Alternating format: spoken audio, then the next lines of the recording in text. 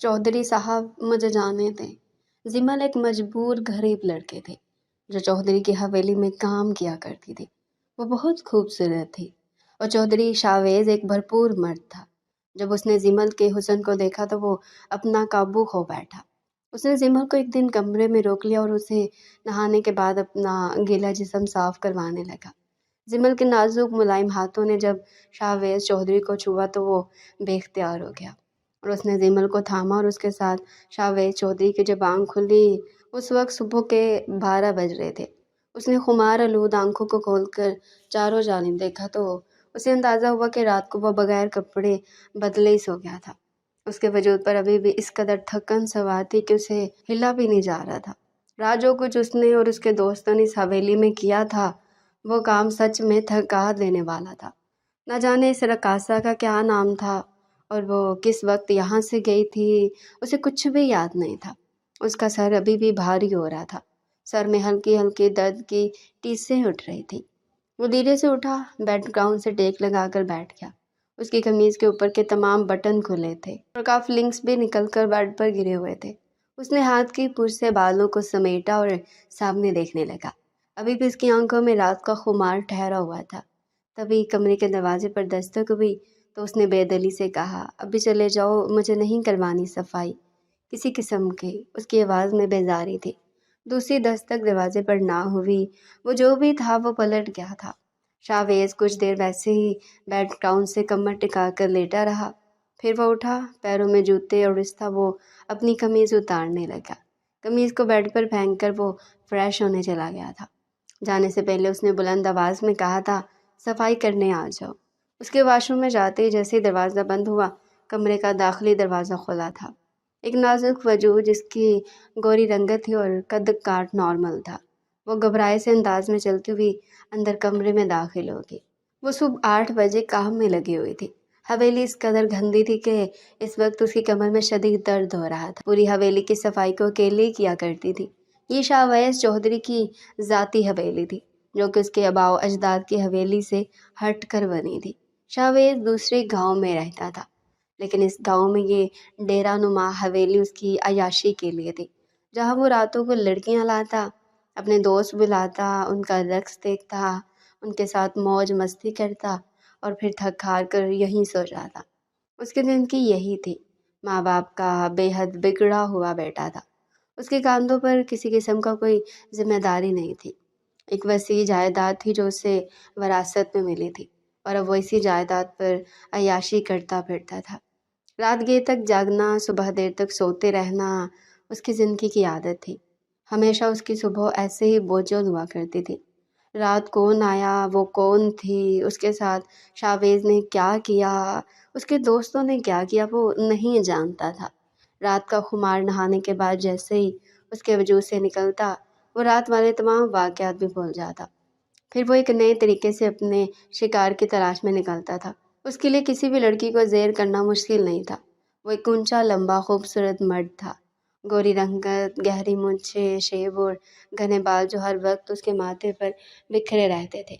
उसकी मखमूर हल्की सुर्ख सी आंखें जिनसे जब वो किसी को देखता तो सामने वाला बेबस हो जाता।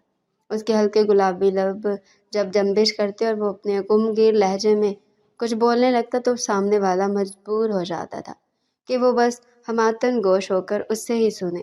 शावेज अपनी हर खूबी से वाकिफ था, इसलिए वो हर लड़की पर इस अमल को दोहराता था।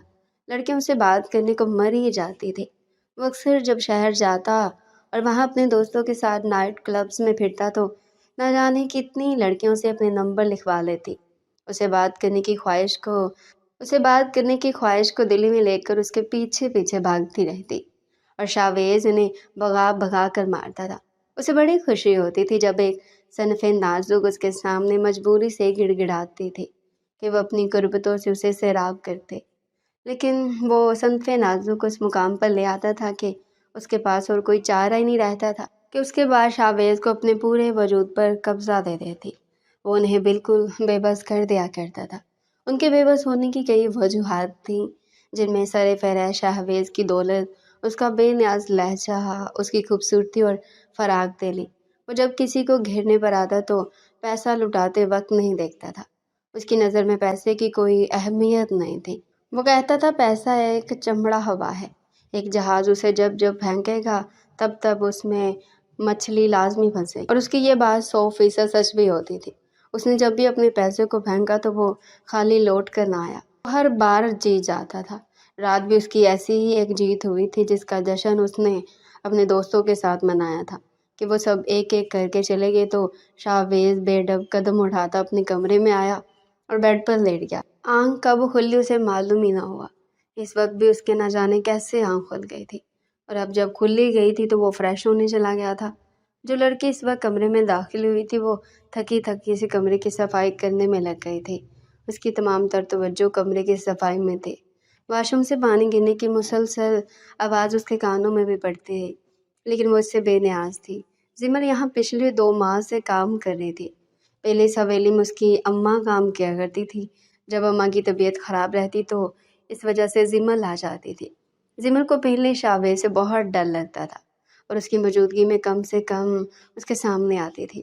اس حویلی میں 2 ہی عورتیں تھیں، ایک زمل اور دوسری کالی، جو اس کی اماں ہی کی عمر کی تھی۔ اسے کالی کا بڑا سہارا تھا۔ وہ باہری حبشے کی عورت جب بھی اس کے قریب ہوتی تو زمل کو بڑا سکون ملتا تھا۔ اس کے دل سے شاویز کا ڈر زائل ہوتا رہتا، لیکن جب کبھی شاویز کے روبرو جانا پڑتا تو اس کی ٹانگیں کانپنے لگتی اور وہ ہر ممکن کوشش کرتی تھی کہ وہ اس کے سامنے نہ جائے۔ اس کی بے باک نگاہیں جب بھی زمل پر پڑتی تو وہ خود میں سمٹنے لگتی تھی۔ زمل نے کبھی بھی اسے توجہ سے نہیں دیکھا تھا۔ اس میں اتنی ہمت ہی پیدا نہیں ہوتی تھی کہ وہ ان سے آنکھیں ملائے جن میں خمار ہی خمار تھا۔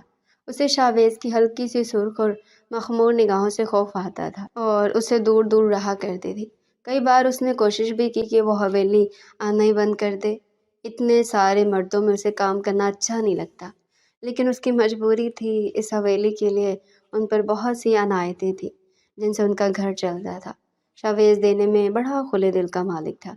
جب بھی اس کی اماں نے اس کے سامنے کسی قسم کا کوئی مسئلہ بیان کیا تو اس نے بغیر کوئی سوال کیے اسے اتنا دیا کہ اماں پھولے نہ سماتی تھی۔ اس لیے ان کی پوری کوشش تھی کہ زمل یہاں سے کام بالکل نہ چھوڑے۔ ان کا پورا گھر اسے حویلی سے چلتا تھا، اور پھر کبھی کبھی بڑی حویلی جانا پڑتا تو وہاں سے بھی کچھ نہ کچھ لازمی ملتا تھا۔ اس لیے اماں اسے کام چھوڑنے نہیں دیتی تھی۔ زمل کی جان جاتی تھی شاویز کی موجودگی میں کام کرنے سے۔ ابھی اس کے ہاتھ تیزی سے کام کرے گی۔ اس کی پوری کوشش تھی کہ وہ جلدی جلدی سارے کام مکمل کر کے یہاں سے نکل جائے، اس سے پہلے کہ شاویز نہ واپس آ جائے۔ وہ اپنی طرف سے ہر ممکن کوشش کر رہی تھی۔ اس نے تمام کام جلدی جلدی سمیٹا۔ ابھی وہ پلٹنے لگی تھی کہ واش روم کا دروازہ کھل گیا۔ زمل یہاں تھی وہیں ساکت رہ گئی۔ وہ بھاری قدموں سے چلتا اس کے بالکل پیچھے آ کر کھڑا ہو گیا تھا۔ زمل کے ہلکے کے لرزتے وجود کو وہ محصور نگاہوں سے دیکھ رہا تھا۔ چودھری شاویز بھی یہ بات جانتا تھا کہ زمل اس سے خوف کھاتی ہے۔ اس کا نازک سراپا جب بھی اس کے سامنے آتا تو وہ جان بوجھ کر اسے تکنے لگتا اور زمل کے کانپتے وجود کو محصور ہو کر دیکھتا رہتا۔ ابھی وہ اپنی گہری نگاہوں سے غیر مسلسل تک رہا تھا۔ زمل میں پلٹنے کی بھی ہمت باقی نہیں رہی تھی۔ ایسے کیا کھڑی ہو، کام نہیں کرنا تم نے؟ جان بوجھ کر اپنے لہجے کو گمگیر اور سخت بنا کر وہ بولا تھا۔ زمل دھیرے دھیرے سے پلٹی۔ وہ اس کے اتنے ہی قریب کھڑا تھا کہ زمل کے لاکھ کوشش کرنے کے باوجود بھی اس کے فراق سینے سے ٹکرا گئی۔ اس کا گیلا سینہ جس پر شرٹ نہیں تھی، زمل اسے ٹکرائی تو کرنٹ کھا کر پیچھے ہوئی۔ وہ گرتے گرتے بچی تھی۔ شاویز نے اپنی ہنسی دبانے کے لیے اپنا نچلا ہونٹ دانتوں میں جکڑ لیا۔ وہ اس وقت پینٹ میں ملبوس تھا۔ اس کے جسم پر شرٹ نہیں تھی۔ گیلے بال ماتھے پر بکھرے تھے جن سے پانی کے قطرے اس کے چہرے اور پیٹ سینے پر پھیل رہے تھے۔ اس کا فراق سینہ اس وقت ہلکا ہلکا پھینکا ہوا تھا۔ وہ شاید خود کو تولیے سے پونچھ کر نہیں نکلا تھا۔ ارے وہ شاید پونچھنا بھی نہیں چاہتا تھا۔ اس کا ارادہ یہاں بدل گیا تھا۔ زمل سمٹی ہوئی اس کے سامنے کھڑی تھی کہ پھر وہ شاویز کی بات پر اسے بے وقوفوں کی طرح دیکھنے لگی۔ جاؤ الماری سے میری شرٹ نکالو اور تولیہ نکال کر میرے بال پونچھو۔ زمل کو پہلے تو اس کی فرمائش سمجھ ہی نہ آئی، پھر جب وہ سمجھی تو اس کے پیٹ میں گولے بندھنے لگے، ہاتھ پاؤں غیر معمولی حد تک پھولنے لگے۔ صاحب جی، میں وہ اٹک کر بول رہی۔ شاویز نے سر کو خم دیا اور ساتھ اسی انداز میں بولا، ہاں بالکل، تم شاید تمہیں سنائی کم دیتا ہے، مجھے لگتا ہے مجھے تمہاری شکایت تمہاری اماں سے کرنی پڑے گی کہ تم کام ٹھیک سے نہیں کر رہے، میں تمہیں نوکری سے نکال دوں گا۔ اس نے اس کی اماں کا نام لے کر دھمکی دی تو زیمل نے تیزی سے سر نہ میں ہلایا۔ صاحب میں تو سارا کام ٹھیک سے کرتی ہوں، پر میرا کام تو نہیں کرتی نا؟ اس نے 2 قدم زیمل کی جانب بڑھائے تھے، وہ دیوار سے کوئی دور کھڑی ہوئی تھی۔ جب اس نے ارمان کے قدم اپنی جانب بڑھتے دیکھے جلدی سے پیچھے ہو گئی، ایسے کہ اس کی کمر دیوار سے لگ گئی۔ اس کے ہاتھ اس کے پہلوؤں پر موجود تھے، اس نے اپنے لباس کو خوف سے جکڑ رکھا تھا۔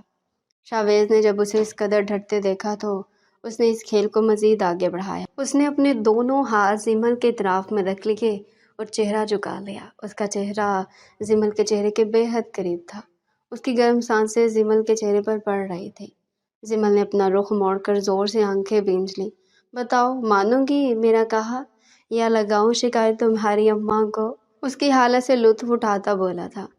میں نکالتی ہوں آپ کی شرٹ، تولیہ بھی نکال لوں؟ میں ڈریسنگ ٹیبل کے پاس جا رہا ہوں، وہاں آ جاؤ جلدی سے۔ وہ پھرتی سے اس سے دور ہوا اور جا کر ڈریسنگ ٹیبل کے سامنے رکھی کرسی پر بیٹھ گیا۔ جلدی سے الماری کی جانب بڑھی، وہاں سے اس کی شرٹ نکالی اور تولیہ اٹھا کر وہ شرٹ کو بیڈ پر رکھ دی۔ شاویز کے حکم پر آ کر کھڑی ہو گئی۔ شاویز کا سامنے لگے ڈریسنگ کے شیشے میں بنا ہوا تھا۔ جب اس نے اپنے حکم میں زیمل کا ہاتھ دیکھا تو وہ گہرا سا مسکرا دیا۔ زیمل نے اس کے بعد اپنے نازک ہاتھوں سے بال پونچھنا شروع کر دیے تھے، وہ انہیں سکھا رہی تھی۔ شاویز کے جسم میں عجیب سی گدگدی سی ہونے لگی، وہ پھر اس کے سامنے کھڑا ہو گیا۔ زیمل کا حلق سوکھنے لگا تھا، اب یہ سب اس کی برداشت سے باہر ہو رہا تھا۔ شاویز اسے اپنا جسم صاف کرنے کا کہہ رہا تھا، اس میں بہت ہمت باقی نہیں رہی تھی، لیکن کرنا تو اسے تھا ہی۔ اگر وہ نہ کرتی تو بات اس کی اماں تک چلی جاتی اور اماں اسے نہ جانے کیا کچھ سناتی، جس سے وہ ڈرتی تھی۔ وہ شاویز کے جسم پر موجود نمی کو تولیے سے صاف کرنے لگی، اس کی آنکھیں ڈبڈبانے لگی تھی۔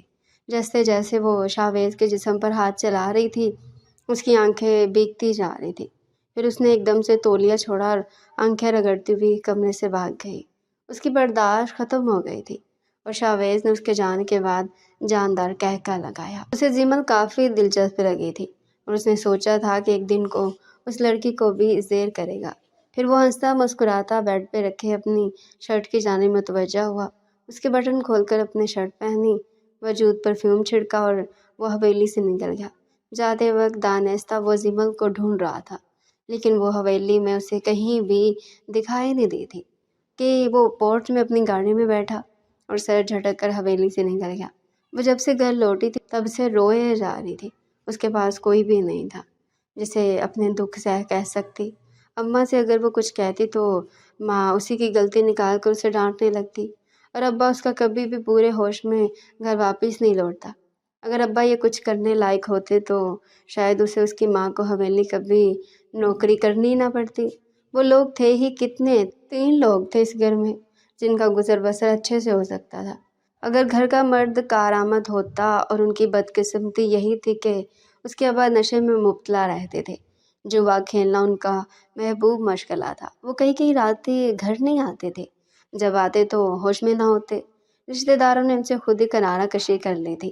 ان کے پاس تھا ہی کیا کہ کچا مکان اور بے شمار مسائل جنہیں سننے والا کوئی نہیں تھا۔ مدد تو دور کی بات تھی، انہیں اپنا گزارا کرنے کے لیے خود ہی ہاتھ پاؤں چلانے پڑتے تھے، تبھی وہ لوگ حویلی جا رہے تھے۔ لیکن آج جو کچھ شاویز نے اس کے ساتھ کیا، اس کے بعد اس کا دل اچاٹ ہو گیا تھا۔ وہ اب حویلی دوبارہ نہیں جانا چاہتی تھی۔ اس نے ٹھان لیا تھا کہ وہ کوئی بھی بہانہ کر دے گی پر حویلی نہیں جائے گی۔ وہ پوری رات بیٹھ کر سسکتی رہی۔ اماں نے اس کی حالت پر توجہ نہ دی۔ کچھ یہ بھی تھا کہ وہ اماں کے سامنے روئی نہیں تھی، اور جب وہ اماں کے سامنے آئی آنکھیں پونچھ کر بے تاثر چہرے کے ساتھ آئی تھی، اور اگر وہ اماں کے سامنے رو بھی پڑتی تو زیادہ نوٹس نہ لیتی، اس لیے اس نے خاموش رہنا ہی بہتر سمجھا۔ پوری رات وہ کروٹیں بدلتی رہتی تھی۔ اسے پوری رات یہ محسوس ہوتا رہا جیسے شاویز اسے دیکھ رہا ہے، یہاں اس کے ہاتھ ابھی بھی شاویز کے جسم کو چھو رہے ہیں۔ اس کا مردانہ جسم اور اسے اٹھتی وہ مردانہ خوشبو سے عجیب سی لگی۔ اسے شاویز سے کراہسی آنے لگی تھی۔ نہ جانے کیوں اسے وہ مرد دنیا کا سب سے بدصورت مرد لگا، یا شاید اس کی حرکتوں کا کمال تھا۔ کہ وہ ذکی نظروں میں اس حد تک گر چکا تھا، لیکن اس بات سے شاویز چودھری کو رتی برابر بھی فرق نہیں پڑتا تھا کہ زمل اس کے بارے میں کیا سوچتی ہے۔ اس کے گھر میں نوکر تھی، اور نوکر کی حیثیت غلام سے کم نہیں ہوتی، جسے کچھ بھی کبھی بھی کروایا جا سکتا ہے۔ اور زمل بھی آج اسی وجہ سے اس کے وجود کو چھو کر آئی تھی۔ اگر وہ کچھ کر سکتی تو اپنے لیے کرتی، اور سب کچھ چھوڑ کر بھاگ جاتے، لیکن وہ کچھ بھی نہیں کر سکتی تھی۔ اس کے بس میں بس رونا تھا۔ وہ پوری رات سے سسکتی رہی، پہلو بدلتی رہی۔ جب رات بیت گئی تو صبح اسے اتنی بھی ہمت نہیں تھی کہ وہ اٹھ کر کوئی کام کر لے۔ جب اماں نے اس کے ماتھے کو چھوا تو وہ دھک سے رہ گئی۔ تمہیں تو بہت تیز بخار ہے۔ اس کا پورا جسم بخار سے تپ رہا تھا۔ زمل کو نہ جانے کیوں پھر سے رونا آ گیا۔ اس کی بھیگی آنکھوں کو دیکھ کر ماں اس کے قریب بیٹھ گئی۔ وہ رو کیوں رہی ہے؟ انہوں نے سوال کیا۔ زمل خاموش رہی۔ اس کے پاس اس سوال کا جواب تو تھا، لیکن وہ دینا نہیں چاہتی تھی۔ اس نے کہا ابھی تو بس اتنا کہ میں آج کام پر نہیں جاؤں گی۔ اماں اس کی حالت دیکھ کر پہلے نہیں جا رہی تھی کہ آج وہ کام پر جائے۔ چل کوئی بات نہیں، تو نہ جا، آج میں چلی جاتی ہوں۔ جب تک تیری طبیعت ٹھیک نہیں ہوتی تو بیمار ہے۔ اور زمل یہ دعا کرنے لگی کہ اللہ کرے اس کی طبیعت کبھی ٹھیک ہی نہ ہو اور اسے کبھی دوبارہ حویلی نہ جانا پڑے۔ کاش اس کا کام بڑی حویلی سے ہوتا جہاں بڑا پورا گھر تھا، مرد عورتیں سبھی تھے۔ یہاں کیا تھا، بس وہ اکیلا مرد اور اس کے بے شرم دوست جو جب چاہے آ جاتے تو نہ جانے کیسی کیسی باتیں کرتے تھے، کیسی کیسی نظریں اس کی جانب اچھالتے تھے، اور وہ کالی کے پلو سے لگی پیچھے پیچھے گھومتی رہتی تھی۔ اماں کے جانے کے بعد وہ دوبارہ سے چارپائی پر لیٹ گئی تھی۔ کروٹ موڑ کر وہ یہ سوچنے لگی تھی کہ وہ اس کام سے مستقل جان کیسے چھڑوائے، لیکن اسے دور دور تک کوئی بھی ایسا کام دکھائی نہیں دیتا تھا جسے وہ کرتی اور اس کا کام اسے بچ جاتی۔ وہ پڑھی لکھی تو تھی نہیں، 5 جماعتیں پڑھنے کے بعد اماں نے اسے اسکول سے ہٹا لیا تھا، اور تب سے وہ اسے اپنے ساتھ رکھتی تھی۔ گھر کے کام پھر حویلی کے کام، اس نے سیکھا بھی یہی سب تھا، اور گاؤں میں اس طرح کی نوکری ملنا بڑا ہی مشکل تھا۔ اسے لگتا تھا کہ اس گاؤں میں اگر کوئی امیر ہے تو وہ بس چودھری شاویز ہے۔ اس کے علاوہ اس گاؤں میں سب انہی جیسے لوگ تھے، جو شاید تھوڑے بہت، لیکن جیسے اس پورے گاؤں میں کوئی نہیں تھا۔ وہ چودھری شاویز رات کے گھر لوٹا تھا۔ اس کے آنے کے بعد کالی اور زمل کی اماں نے مل کر کھانا گرم کیا۔ آج اس کے کوئی دوست نہیں آئے تھے، وہ شاید باہر سے ہی سب کام نپٹا کر آیا تھا۔ ڈائننگ میں بیٹھ کر وہ پھر سے زمل کو تلاش کرنے لگا۔ جب اس نے زمل کی ماں کو دیکھا تو اس کے چہرے پر ناگواری پھیل گئی۔ وہ دوبارہ زمل کو تنگ کرنا چاہتا تھا۔ پورا دن وہ یہی منصوبے بناتا رہا تھا، لیکن اب زمل نہیں آئی تھی تو اسے خاصی مایوسی ہوئی تھی، اور اس مایوسی نے غصے کی شکل اختیار کر لی تھی۔ تمہاری بیٹی کدھر ہے؟ اس نے خرخت لہجے میں سوال کیا تھا۔ رقیہ نے چہرہ جھکا کر جواب دیا، صاحب اس کی طبیعت خراب ہو گئی ہے، نہ جانے کیا ہوا، کل تو بھلی چنگی تھی، جب سے حویلی سے گئی تھی چپ چپ سی تھی، پھر صبح اٹھی تو اس کا جسم بخار سے تپ رہا تھا، اس لیے میں نے اسے منع کر دیا کہ وہ کچھ دن آرام کر لے، اس کی جگہ میں آ جاؤں گی۔ شاویز رقیہ کی بات پر چونکا، پھر اسے ہنسی سی آ گئی۔ اس کے ہنسنے پر رقیہ اس کا چہرہ احمقوں کی طرح دیکھنے لگی۔ وہ کچھ نہیں جانتی تھی، لیکن شاویز سب جانتا تھا کہ زمل بیمار کیوں پڑ گئی ہے۔ اسے اب اور مزہ آنے لگا تھا۔ چلو کوئی بات نہیں، جیسے وہ ٹھیک ہو اسے حویلی بھیجنا، مجھے اسے کوئی ضروری کام نپٹانے ہیں۔ رقیہ نے سر ہلا دیا۔ وہ کچن کی جانب بڑھ گئی۔ شاویز پھر کتنی دیر بس بیٹھ کر زمل کی حالت پر مسکراتا رہا۔ جب وہ دوبارہ اس کے سامنے آئے گی تو کتنا مزہ آئے گا۔ اس کی طبیعت 2 دن میں ہی بہتر ہو گئی تھی، جس بات کا زمل کو بے حد افسوس ہوا تھا۔ وہ جیسے ہی ٹھیک ہوئی، اماں نے اسے شاویز کا پیغام دے دیا تو اس کا دل بیٹھنے لگا۔ اماں میں وہاں نہیں جاؤں گی، اس نے ہمت کر کے کہا تو اماں نے اسے ایسے دیکھا جیسے زمل پاگل ہو گئی ہو۔ کیوں تو وہاں کیوں نہیں جائے گی؟ بس میرا دل نہیں مانتا، میں گھر بیٹھ کر سلائی کر لوں گی۔ ہاں، اور سلائی والے کپڑے تجھے تیرا باپ لا کر دے گا نا؟ تو کیا نہیں جانتی، ہم گاؤں میں رہتے ہیں، یہ ایک گھر میں 10 ملیں گے تجھے کپڑے سینے والے، جو تجھ سے کئی گنا بہتر کپڑا سیتی ہوگی۔ تجھے کون کام دے گا؟ جو کام ملا ہوا ہے نا اس پر لات نہ مار۔ میری ہڈیوں میں اب اتنی طاقت ہوتی تو میں تیری منتیں کبھی نہ کرتی۔ پر میری مجبوری ہے، پوری عمر میں تیرے باپ کی منتیں کرتی رہی اور اب مجھے تیرے سامنے ناک رگڑنا پڑتی ہے۔ کیا میں اکیلی روٹی کھاتی ہوں، تم دو نہیں کھاتے جو تم لوگ نخرے کرتے رہتے ہو؟ میں کب تک اس گھر کا کروں؟ وہ غصے سے پاگل ہوتی ہوئی زیمل کے مقابل آ گئی تھی۔ زیمل نے چہرہ جھکا لیا، اس کے پاس اس بات کو کوئی جواب نہیں تھا۔ اماں کی بات 100% ٹھیک تھی، وہ گھر میں بیٹھ جاتی، سلائی کرتی تو اسے کپڑے کون دیتا؟ اس گاؤں میں اگر کسی کے کپڑے سلتے تھے تو وہ چودھری شاویز کی ہی بڑی حویلی سے آتے تھے۔ اس کے علاوہ تو باقی سب اپنے کپڑے خود ہی سی لیا کرتے تھے۔ ان کے پاس اماں کی بات کا کوئی جواب نہیں تھا، اس لیے وہ خاموشی سے اگلے دن کام پر چلے گئی۔ جب شاویز نے زیمل کو دیکھا تو وہ بے ساختہ اس کے قریب آیا۔ میں نے سنا تمہاری طبیعت خراب ہو گئی تھی۔ وہ چہرے پر سنجیدگی اور فکر لا کر پوچھنے لگا۔ نظریں جھکا لی تھی، وہی شخص کے منہ میں بھی نہیں لگنا چاہتی تھی۔ جواب تو دور کی بات ہے، میں تم سے بات کر رہا ہوں، مجھے کچن میں کچھ کام ہے، مجھے جانے دے۔ وہ اس کا راستہ روک کر کھڑا ہوا تھا تو زیمل نے کانپتی ہوئی آواز سے کہا۔ شاویز کی بے ساختہ آئی برو آسمان کو چھونے لگی۔ چلو ٹھیک ہے، تم کر لو اپنا کام، مجھے بھی باہر کچھ ضروری کام ہے، تم سے شام میں آ کر ملوں گا۔ اس کا انداز دو معنی تھا۔ زیمل اس کا دل کیا اس کا منہ نوچ لے، لیکن وہ خاموش رہی اور کچن کی جانب بڑھ گئی۔ شاویز کی نظروں نے اس کا بہت دور تک تعاقب کیا تھا۔ اسے تب تک دیکھتا رہا جب تک وہ اس کی نظروں سے اوجھل نہ ہو گئی۔ وہ وہی کھڑے کھڑے اس نے حساب کتاب کرنا شروع کر دیا۔ اس لڑکی کو وہ کیسے زیر کرے گا؟ اس رات جب وہ گھر آیا تو زیمل جا چکی تھی۔ وہ سیدھا اپنے کمرے میں آ گیا تھا۔ بیڈ پر لیٹ کر وہ چھت کو گھورتا رہا اور زیمل کے متعلق سوچتا رہا۔ زیمل کو زیر کرنے کا کوئی بھی منصوبہ اس کے ذہن میں نہیں آ رہا تھا۔ وہ لڑکی مختلف تھی، اسے شاویز کے نہ پیسے سے محبت تھی اور نہ ہی وہ اس کے حسن کی اسیر ہو رہی تھی۔ اگر اسے ان دو باتوں کی خواہش ہوتی تو وہ اب تک شاویز کی جانب متوجہ ہو جاتی، لیکن اسے ان دونوں کی کوئی خواہش تھی ہی نہیں۔ شاویز کو کوئی تیسرا راستہ ڈھونڈنا تھا جس کے ذریعے وہ زیمل کو اپنے تابع کر سکے۔ وہ پوری رات ہی سب سوچتا رہا تھا۔ صبح جب گاؤں میں اذان گونجنے لگی تب اس کی آنکھ لگی تھی۔ سونے سے پہلے بھی اس کے چہرے پر ہلکی سی مسکان تھی، کیونکہ وہ جان گیا تھا اس نے زیمل کو اپنے تابع کیسے کرنا ہے۔ اگلے کچھ دن اس نے زیمل کی جانب دیکھنا بند کر دیا تھا۔ وہ زیمل کو دیکھ ہی نہیں رہا تھا، بس اپنے کام سے کام رکھتا اور حویلی سے چلا جاتا۔ کچھ دن ایسے گزرتے رہے۔ زیمل کو اس کی یہ بے پرواہی کافی اچھی لگی۔ وہ کافی سکون سے حویلی میں کام کرتی تھی۔ اسے شاویز کی جانب سے اب کوئی خوف محسوس نہیں ہوتا تھا، کیونکہ وہ کم سے کم حویلی ہوتا تھا اور زیادہ تر اپنے کمرے میں ہی رہتا تھا۔ کھانا کمرے میں اس کے آنے سے پہلے ہی سیٹ کر دیا جاتا تھا، پھر وہ ادھر ادھر کی صفائیوں میں لگی رہتی۔ شام ڈلتے ہی وہ حویلی سے چلی جاتی تھی۔ اس دن کو حویلی آئی تو اسے معلوم ہوا کہ شاویز کی طبیعت خراب ہے، اسے تیز بخار ہے۔ زیمل کو یہ خبر سن کر کافی خوشی ہوئی۔ وہ اس شخص کے لیے رتی برابر بھی دل میں ہمدردی نہیں رکھتے تھے۔ کالی نے اسے کہا تھا کہ وہ شاویز کے لیے پرہیزی کھانا بنا دے۔ شاویز نے کچھ چیزوں کا بتایا تھا جو وہ بنوانا چاہتا تھا۔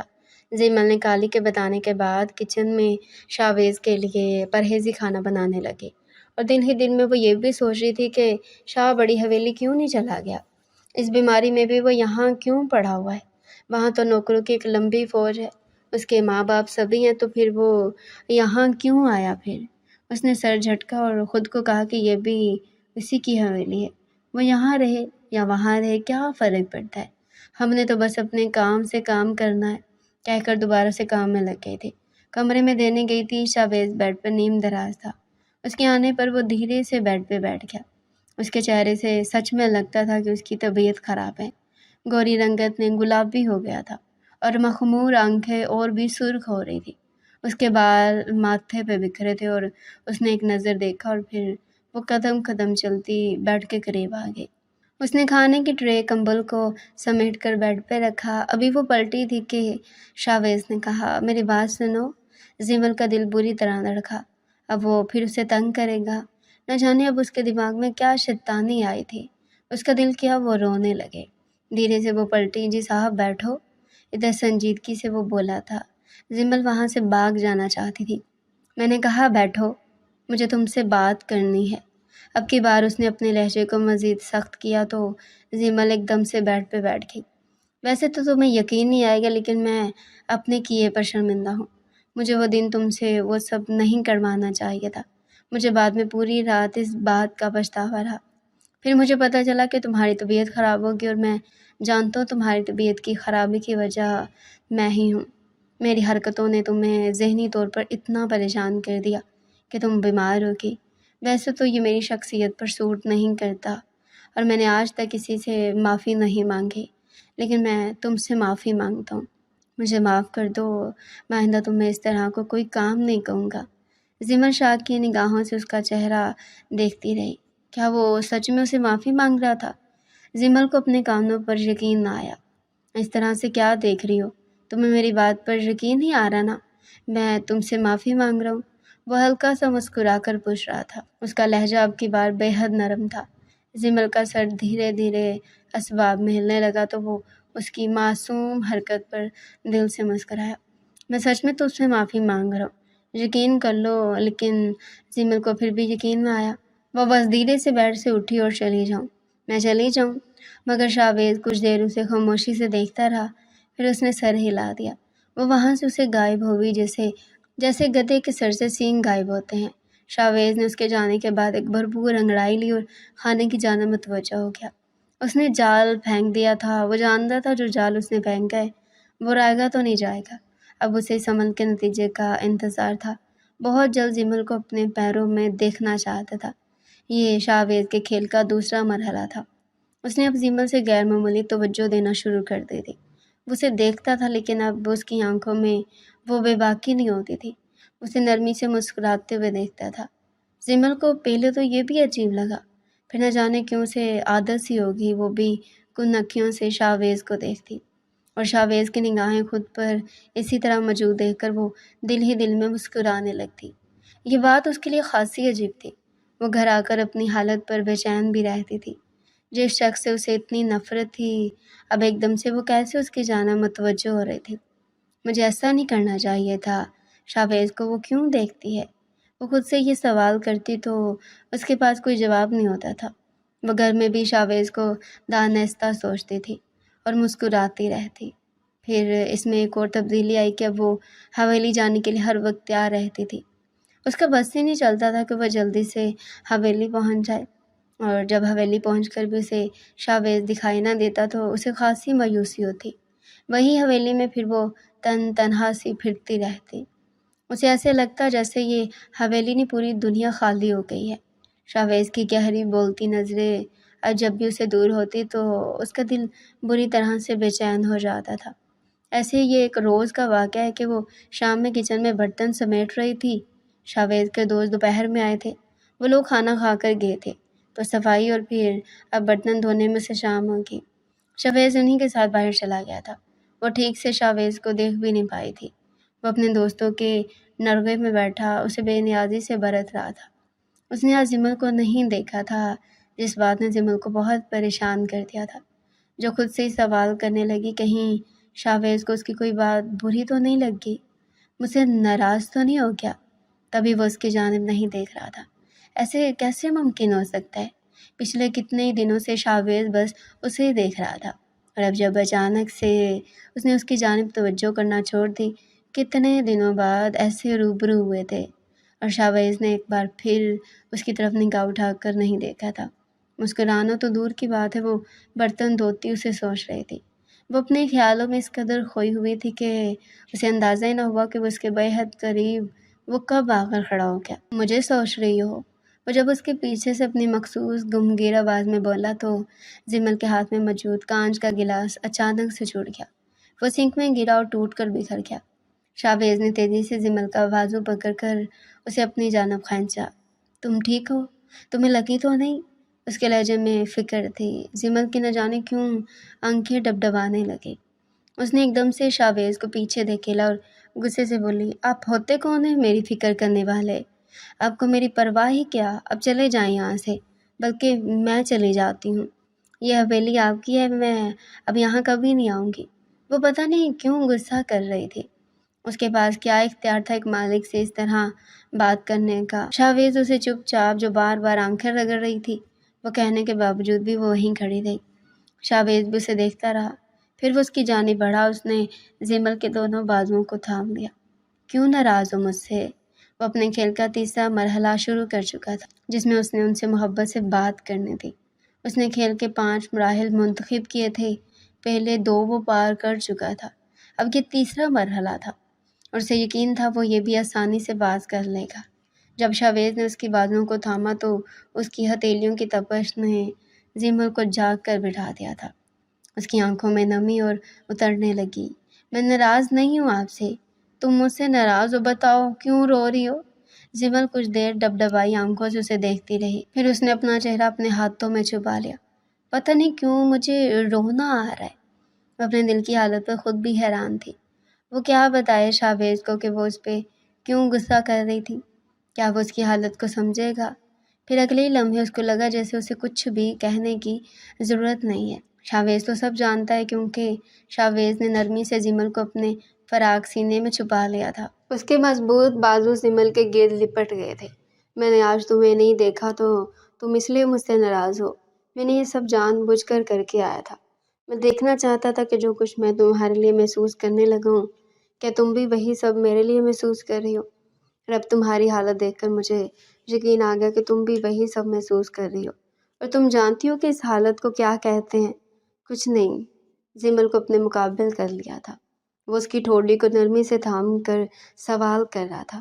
زمل سب جانتی تھی کہ جذبے کو کیا کہتے، لیکن وہ گھبرا رہے تھے۔ اسے اپنی حیثیت کا علم تھا، اسے محبت کہتے ہیں۔ تمہیں مجھ سے اور مجھے تم سے محبت ہو گئی ہے۔ اس کے ہاتھ دھیرے دھیرے زمل کے دونوں گالوں پر آ گئے تھے۔ اس کی ہتھیلیوں کی تپش زمل کے وجود میں سرایت کرنے لگی تھی۔ زمل نے آہستگی سے آنکھیں مول لی۔ بتاؤ، کیا مجھے ٹھیک لگ رہا ہے؟ تمہیں مجھ سے محبت ہو گئی ہے نا؟ زمل نے آنکھیں نیچے کی تو کسی سحر میں جکڑے انسان کی طرح اس بات میں سر ہلا دیا تھا۔ اس وقت شاویز کے چہرے پر جو مسکان تھی وہ فاتحانہ تھی۔ وہ تیسرا مرحلہ بھی طے کر گیا تھا۔ اب تھا چوتھا مرحلہ، اور مجھے بھی تم سے محبت ہو گئی ہے۔ اس نے زمل کے ماتھے پر لب رکھے تو زمل نے اسے نہ روکا۔ چودھری شاویز کے ہاتھ اب زمل کی پشت پر حرکت کر رہے تھے، اور زمل نادانستہ اس کی قمیض کو مٹھیوں میں جکڑ چکے تھے۔ اس کے وجود سے اٹھتی وہ بھینی بھینی خوشبو روم روم میں سفر کر رہی تھی۔ اسے لگا وہ آج ہی کھل کر سانس لے رہی ہے۔ مجھے پہلے اسے کبھی زندہ ہونے کا احساس نہیں ہوا تھا۔ یہ زندگی کا نیا پہلو تھا کہ آج پہلی بار زندگی بہت خوبصورت لگی۔ اس نے آنکھیں کھول کر شاویز کو دیکھا تو اسے اپنی پرانی سوچ پر پچھتاوا ہوا۔ شاویز بہت خوبصورت تھا، اس بات کا اندازہ اسے ہو چکا تھا۔ اگلے کئی دن ایسے ہی گزرتے رہے۔ شاویز اب اس کے پیچھے پیچھے رہا کرتا تھا۔ جب بھی وہ شہر جاتا تو واپسی پر اس کے لیے چوڑیاں لے کر آتا۔ زمل اسے سب سے سستی پڑ رہی تھی۔ اب تک اس نے جتنی بھی لڑکیوں پر پیسہ خرچ کیا تھا، زمل ان سب میں سستی تھی۔ وہ چند کانچ کی چوڑیوں پر راضی ہو جاتی تھی، اور وہ ان چوڑیوں کو بستر پر توڑنا چاہتا تھا۔ یہ اس کی کھیل کا چوتھا مرحلہ تھا۔ پانچواں اس نے سوچا تھا کہ وہ زمل کو دھتکار دے گا، لیکن وہ مختلف ہوگا۔ زمل اس کی لائی ہوئی چوڑیوں کو پہن کر گھومتی ہی گھر میں بھی ان کو بیٹھ کر تکتی رہتی، گھنٹوں دیکھتی رہتی۔ اس کا دل کرتا تھا کہ وہ بس اب شاویز کے قریب جائے، اور شاویز ہر وقت دیکھنا چاہتی تھی۔ اسے ضد کرنے لگی تھی۔ اب تو ایک بار ایسا ہوا کہ زمل کی موسم کی تبدیلی کی وجہ سے طبیعت خراب ہوئی۔ شاویز اسے اپنے پاس بٹھائے رکھتا۔ کہا تھا جو طبیعت خراب کر لی تم نے؟ بتاؤ ذرا۔ اس کا لہجہ حق جتاتا ہوتا تھا۔ کچھ بھی ابھی نہیں کھایا، یہ تو موسم کی تبدیلی کا نتیجہ ہے۔ نہیں، تم نے ضرور اپنی طبیعت کو لے کر لاپرواہی کی ہے۔ اتنا بخار کیسے ہو گیا؟ تم نے دوائی لی ہے؟ زمل نے دوائی لی ہوتی، لیکن وہ انکار کر دیتی، کہتی نہیں لی کہ وہ اس پر غصہ کرتا تھا۔ زمل کو اس کا یہ فکر میں ڈوبا غصہ بہت اچھا لگتا تھا۔ زندگی میں پہلی بار کوئی مرد اس کے لیے اس قدر پریشان ہوا تھا۔ کسی مرد کے منہ سے اپنے لیے ایسے متفکر جملے سننے کی خواہش ہمیشہ اس کے دل میں کہیں ڈوبی ہوئی تھی، اور اب جب شاویز اس کے سامنے محبت سے بولتا، اس پہ غصہ کرتا، تو زمل کا دل کرتا کہ وہ بس بولتا رہے۔ وہ اکثر جان بوجھ کر کھانے میں لاپرواہی کرتی، پھر اگلے دن جا کر شاویز کو بتاتی، شاویز کو انکار کرتی، انکار کے بعد ضد پہ آ جاتی۔ مجھے کبھی ڈانٹنا تو کبھی پیار سے سمجھاتا۔ زمل ناراض ہوتی تو اسے منانے لگتا۔ وہ زمل کو لے کر حویلی کے وسیع لون میں آ گیا۔ کالی اپنے کوارٹر میں چلی گئی تھی۔ ये तकरीबन जो हो रहा था वो काली की निगाह पोशीदा था। शावेज़ अब उसे कम ही हवेली में भटकने देता था। जब भी जिमल के करीब होता तो वो काली को किसी न किसी वजह से बाहर भेज देता, उसे बड़ी हवेली भिजवा देता और जिमल को लगता कि वो ये सब इसलिए कर रहा है ताकि जिमल और वो अकेले कुछ वक्त गुजार सके। जिमल इस बात से खासी मुतमईन थी। आज भी काली अपने क्वार्टर में थी जो कि हवेली से बाहर बना हुआ था। इस वक्त हवेली में शावेज़ और वही थे, बाकी सारे मुलाजिम जा चुके थे, हत्ता कि गेट पर खड़ा चौकीदार भी जा चुका था। यहाँ उसे भी शावेज़ ने भेज दिया था। वह जिमल को लेकर लॉन में खड़ा चांद को देख रहा था। उसके जिमल को बाजू उसके गिर्द लपेट रखा था और एक से उसे थाम रखा था। आज तुम मत जाओ ना, आज तुम मेरे पास ही रह जाओ। उसकी बात पे जिमल का दिल डूब सा गया। अम्मा मेरा इंतज़ार कर रही होंगी। उसी के जवाब खुद भी बेहद होता न था। वो जानती थी इस बात का हल यकीनन शावेज़ के पास उसका हल होगा। मैं अभी पैगाम भिजवा देता हूँ कि तुम्हें किसी वजह से, किसी ख़ास काम की वजह से मैंने आज रोक लिया है। उसके लहजे में कुछ था, जिमल ने महसूस किया तो वो शर्मा गई। उसने एक दो बार कमज़ोर जवाब बताए लेकिन शावेज़ ना माना और उसने घर में इतला भिजवा दी कि वो आज हवेली रुकेगी। हम आपको बुलाए, एतराज़ क्या हो सकता था? बल्कि वो तो वहमो गुमान भी नहीं था कि शावेज़ क्या सोच कर बैठा था कि जब जिमल को अपने घर की तरफ से तसल्ली होगी। शावेज़ उसे कमरे में ले आया। उसने जिमल को बेड पर बिठाया और फिर उसके बेहद करीब बैठ गया। उसकी इस कदर करीब होने पर जिमल खुद में समेट गई। जिमल को यकटक देख रहा था। उसके चेहरे पर झुकने लगा तो जिमल ने उसके सीने पर दोनों हाथ रखे। आप मुझसे शादी कर लें? शावेज़ का दिल किया वो उस बात पे दिल खोल कर हंसे, लेकिन वो हंसी जब्त कर गया। मैं कर लूँगा तुमसे शादी भी। अब इस रात को ज़ाया मत करो, मुझे तुम्हारे करीब आना है। उसके करीब होने लगा था लेकिन जिमल एकदम से उठ गई। नहीं शावेज़, ये सब गलत है। मुझे ऐसे आपके करीब नहीं आना। अब मुझसे शादी कर लें। शावेज़ के अंदर एक आग थी। नहीं शावेज़, ये सब गलत है। मुझे ऐसे आपके करीब नहीं आना। अब मुझसे शादी कर लें। शावेज़ के अंदर एक आग थी जिसे अब वो बुझाना चाहता था और ये बहुत बुरा लग रहा था। उसने फिर भी खुद पर काबू रखा और खड़ा होकर जिमल का बाजू थामा और उसे अपने करीब किया। देखो, मोहब्बत में कुछ भी गलत और सही नहीं होता। मैं तुमसे प्यार करता हूँ। क्या इतना काफ़ी नहीं है तुम्हारे लिए? काफ़ी है, लेकिन मैं जानती हूँ निकाह हो जाए फिर आप मेरे करीब आएँ। उसके बाद फिर शावेज़ की आंखों का रंग बदलने लगा। तो मुझे तंग कर रही हो? जिमल कुछ कहने लगी कि वो एकदम से बोला, मुझे तुम्हारे अब आवाज़ ना आए, मुझे अब तुम्हारी अब आवाज़ ना आए। जिमल ने उसकी आंखों में देखा तो उसका दिल जैसे बंद होने को हो गया। आंखों का रंग बदल चुका था। ये वो शावेज़ नहीं था जिससे वो मोहब्बत करती थी। ये तो चौधरी शावेज़ था, वही पहले वाला बेबाक जिससे जिमल को खौफ आता था। मुझे मुझे जाने दें। उसको पीछे करने लगी लेकिन उसके बाजू पर शावेज़ की गिरफ्त बढ़ने लगी। तो मैं ऐसे नहीं जा सकती। मेरे अंदर की आग इस हद तक भर चुकी है कि मैं अब तुम्हें छोड़ नहीं सकता। मुझे सुकून दो और फिर चले जाना। मत करें शावेज़, ऐसा मत करो। तुम तो मुझसे मोहब्बत करते हो। मैं अभी सबके लिए तैयार नहीं हूँ। शावेज़ अब की बार हंसा था। मैं तुमसे मोहब्बत करूँगा? ऐसा हो ही नहीं सकता जिमल। जिमल उसे देखने लगी। मैंने ये सब कुछ तुम्हें अपने ताबे करने के लिए किया था। तुम्हारी कमज़ोरी ना पैसा थी ना मेरी खूबसूरती। मुझे बहुत वक्त लगा तुम्हें अपने ताबे करने में। मैं तुम्हारी कमज़ोरी जानने में और तुम्हारी कमज़ोरी में थी मोहब्बत। देखो आज तुम्हें कमज़ोरी की वजह से मेरे सामने बेबस खड़े हो। जिमल को अपने गानों पर यकीन ही ना आया। मजाक कर रहे हो ना शावेज़? शावेज़ ने कहका लगाया। चौधरी शावेज़ मजाक नहीं करता, मैं सच कह रहा हूँ। तुमसे मोहब्बत नहीं है, बस मेरी प्यास बुझाकर यहाँ से चले जाओ। वो जिमल के करीब हुआ, उसके दुपट्टे को वो खींचने लगा। इसी तगोदो में जिमल का पाँव फिसला, वो उसका सर दीवार में लगा। दर्द की एक शदीद लहर उसके पूरे जिस्म में उठती, उसके पूरे वजूद में फैल गई। शावेज़ एकदम से थम गया था। जिमल अपना सर पकड़ कर बैठ गई थी। बारीक सी खून की लकीर थी जो उसके माथे से चलती उसके रुखसार तक आ गई थी। कुछ पल तो उसकी आंखों के सामने अंधेरा छाया रहा, फिर उसने आंसू से भरी आंखें खोली और शावेज़ को देखा। मेरी यही सज़ा कि तुम आज मुझे रोन दो। मुझे तुम जैसे शख्स से मोहब्बत करने की सज़ा मिलनी चाहिए। कर लो जो तुमने करना है, करना चाहते हो। मैं अब तुम्हारे रास्ते में किसी भी किस्म की रुकावट नहीं डालूँगी। وہ کسی بے جان گڑیا کی طرح دیوار سے لگ کر بیٹھ گئے تھے۔ پتہ نہیں کیوں شاویز چاہتا تھا کہ وہ اس کے قریب ہو جائے، لیکن زمین نے اس کے پاؤں جکڑ لیے تھے۔ نہ جانے کیوں جمل سے ایک بات یاد آنے لگی، اس کی معصومیت، اس کی باتیں، اس کا ضد کرنا اور شاویز کا خود اسے منانا۔ تو یہ سب سوچنا نہیں چاہتا تھا، وہ اپنا چوتھا مرحلہ پورا کرنا چاہتا تھا، لیکن اسے نہیں ہو رہا تھا۔ وہ کتنی دیر آگے بیٹھنے کا سوچتے سوچتے رک گیا۔ زمل ویسے ہی ساکت سی بیٹھی بھیگی آنکھوں سے اسے دیکھ رہی تھی۔ میری زندگی کی سب سے بڑی غلطی تھی کہ میں نے تم سے محبت کی۔ مجھے اس غلطی کی سزا ملنی چاہیے۔ تم مجھ سے اپنی پیاس بجھا لو، پھر میں اپنی زندگی کی لو بجھا لوں گی۔ اس نے دھیرے سے اپنے گھٹنوں کو سمیٹا اور سینے سے لگا کر اس کے گرد بازو لپیٹ لیے۔ وہ گھٹنوں میں چہرہ چھپا کر سسکنے لگی تھی اور شاویز جہاں کھڑا تھا وہیں کھڑا رہ گیا۔ وہ اس کے قریب نہ جا سکا تھا۔ اس رات کے بعد چودھری شاویز نے حویلی آنا چھوڑ دیا تھا۔ دانستہ حویلی نہیں آ رہا تھا، شاید وہ جمل کا سامنا نہیں کرنا چاہتا تھا، لیکن عجیب بات یہ تھی کہ اس کی طبیعت بھی اب ہر وقت جنجلاہٹ سی سوار رہتی تھی۔ وہ آنکھیں بند کرتا تو اسے جمل کی بھیگی بھیگی آنکھوں سے متوروں آنکھیں دکھائی دیتی، اور پھر پرانی یادوں کا سلسلہ جو چلتا رکنے کا نام ہی نہ لیتا۔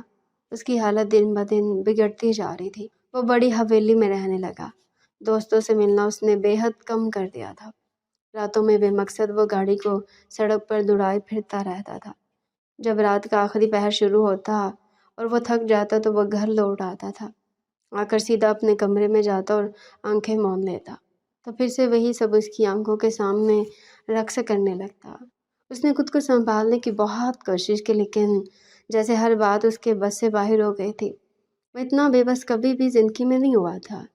کوئی لڑکی اس حد تک اس کے اعصاب پر سوار نہیں ہوئی تھی، لیکن جمل جسے اس کی زندگی سے نکل کر بھی کہیں نہ کہیں رہ گئی تھی۔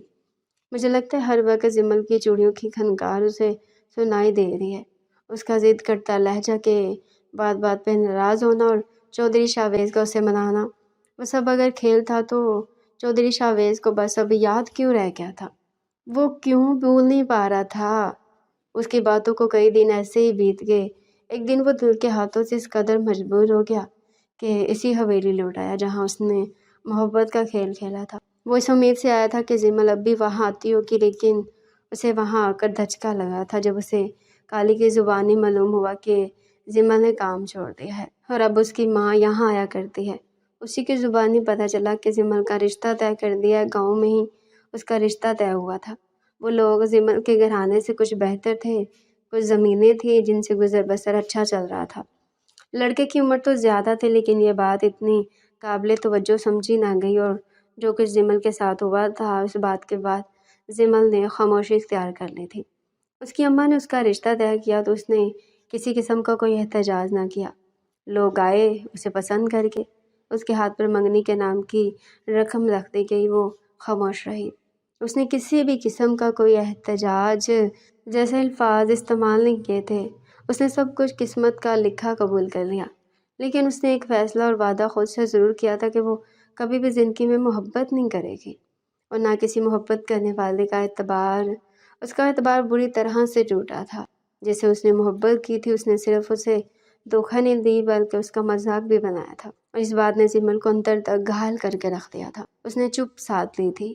چودھری شاویز کا جب اس کی شادی کا علم ہوا تو نہ جانے کیوں اس کا دل بری طرح سے منتشر ہو گیا۔ وہ فوراً جمل سے ملنا چاہتا تھا۔ اس کے پاس ملنے کی کوئی وجہ نہیں تھی۔ وہ ایسا کیوں کرنا چاہتا ہے؟ اس بات کا اس کے پاس کوئی جواب نہیں تھا۔ وہ بس جمل سے ملنا چاہتا تھا۔ اسے برداشت نہ ہوا۔ وہ حویلی سے یہ خبر سنتے ہی گاڑی میں بیٹھا اور سیدھا جمل کے گھر اترا۔ اس کے گھر کے سامنے کھڑا جمل کی اماں کو اپنی آنکھوں پر یقین نہ آیا۔ انہوں نے فوراً شاویز چودھری کے لیے راستہ چھوڑا اور سر کو جھکا کر وہیں اس کی تعظیم میں کھڑی ہو گئی۔ سرکار آپ، اس نے مؤدب انداز سے کہا تھا۔ چودھری شاویز کو اب جب وہ جمل کی چوکھٹ پر پہنچ گیا تھا تو ہوش آیا تھا۔ وہ یہاں آ تو گیا تھا، لیکن وہ جمل کا سامنا آنے پر اس سے کیا بات کرے گا؟ اس بات کا فیصلہ اس نے نہیں کیا تھا، لیکن اب وہ واپس نہیں پلٹ سکتا تھا۔ واپس پلٹنا، پیچھے ہٹنا چودھری شاویز کی شان کے خلاف تھا۔ ہاں، مجھے جمل سے ملنا ہے۔ جمل کی اماں کی آنکھیں حیرت سے پھیل گئی۔ کیوں سرکار، خیریت؟ چودھری شاویز قدم قدم کچے صحت میں آگے بڑھ رہا تھا۔ इस मकाम में एक वाहिद कमरा था और इसी में यकीनन मौजूद होगी। उसने ज़ीमा की अम्मा की बात का कोई जवाब न दिया। उसका सारा ध्यान कमरे की जानिब था। वो वहाँ नज़रों को जमाए आगे बढ़ता जा रहा था। कमरे की चौखट पर पहुंचकर एक पल के लिए वो रुका। उसने पीछे आते ही जिमल की अम्मा को गर्दन मोड़ कर देखा। मुझे जिमल से अकेले में बात करनी है। उसके बाद जिमल की अम्मा को धचका सा लगा। सरकार, सब ठीक तो है ना? जिमल ने क्या कोई गलती कर दी है? उसका माथा ठनका था। जिस अंदाज में उस रात के बाद जिमल लौटी थी, उसकी हवाइयाँ उड़ने लगी थी कि ज़रूर जिमल ने वहाँ कुछ किया है जिसकी वजह से कहीं उसने कुछ चुरा तो नहीं लिया। उसने अपने दिल के अंदेशे अपनी ज़ुबान से कहे तो चौधरी शाहवेज़ ने चौंक कर उसे देखा। हाँ, इसने कुछ चुरा लिया है, बल्कि कुछ नहीं, बहुत कुछ चुरा लिया है। मुझे अब सारी चीज़ों का हिसाब चाहिए। तुम बाहर ही रुको, अंदर मत आना। वो हुक्म सादर करता कमरे में दाखिल हो गया था कि ऐन तवक्को के मुताबिक सामने रखी चारपाई से जिमल बैठी थी। उसका चेहरा झुका हुआ था। बाहर होने वाली आवाज़ों पर वो चेहरा उठाकर अब सामने देख रही थी। उसे अपनी आंखों पर यकीन न आया। सामने खड़े मर्द को वो दोबारा ज़िंदगी में कभी नहीं देखना चाहती थी। चौधरी शाहवेज़ को देखते उसकी एक बात दोबारा से उसके जहन में घूमने लगी।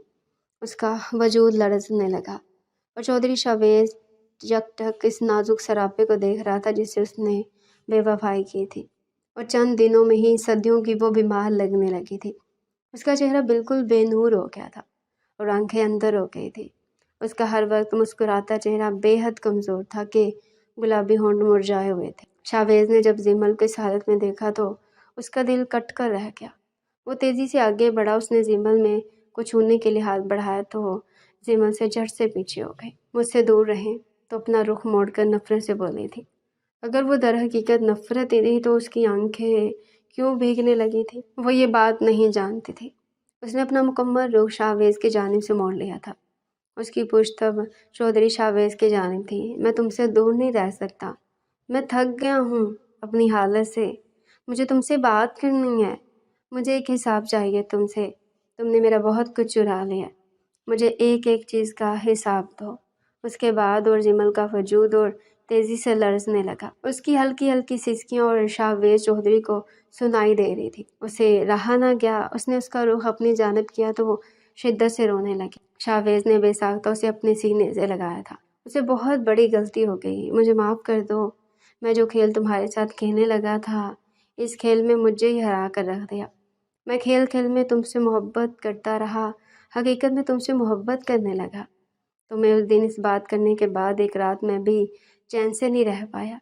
अंदर ही अंदर मैं कई बार टूटा था। मैंने अपनी हालत को संभालने की बहुत कोशिश की, लेकिन मैं नाकाम रहा और अब मैं तुम्हारे सामने बिल्कुल बेबस होकर खड़ा हूँ। तुम मेरी हो जाओ, वरना ऐसे ही मैं पल पल मरता रहूँगा। उसका लहजा बेहद जज्बाती था। जिमल ने उसके सीने पर दोनों हथेलियाँ रखी और उसे दूर करने की कोशिश करने लगी। मुझे आपकी किसी बात पर यकीन नहीं है, वो बोली थी। चौधरी शाहवेज़ ने बेताबी से बोला था। एक मौका दे दो मुझे, एक बार मेरी बात दिल से सुन लो। मैं अपने किए पर बहुत शर्मिंदा हूँ। मैं तुम्हारे बगैर नहीं रह पा रहा। मुझे अपना लो, वरना मैं ऐसे ही पल पल तड़प कर मर जाऊँगा। मुझे सुकून नहीं मिल रहा। मुझे सुकून दे दो, दे दो। अब की बार जब उसने जिमल के गिर्द बाजुओं का घेरा तंग किया तो वो न जाने क्यों नढाल होगी। आपने मुझे बहुत दुख दिए हैं, मैं हर दुख का मदावा करूँगा। वो उसके गीले पर फ़ौरन बोला था। मैं कैसे आपकी बात पर यकीन करूँ? तुम्हारे सामने जान दे दूँगा तो मान जाओगी। मैं तुमसे मोहब्बत करता हूँ। अब तुम्हारे बगैर नहीं रह सकता। मैंने जो खेलना था खेल चुका और मैं जान गया मैं बुरी तरह हार चुका हूँ। मैं बस अब तुम्हारे साथ रहना चाहता हूँ। अब मेरा एतबार करो। तो बार बार अब उसे अपनी मोहब्बत का यकीन दिलाया। जिमल ने अब की बार कोई भी जवाब नहीं दिया। खामोशी से चौधरी शाहवेज़ के उस पर अपने हाथ रुके और उसकी कमीज़ को अपनी मुट्ठियों में जकड़ लिया और उसके समल पर धीरे से मुस्कुराया और उसने अपनी बाहों का घेरा उसके गिर्द मज़ीद तंग कर लिया। माथे पर लब रख चुका था।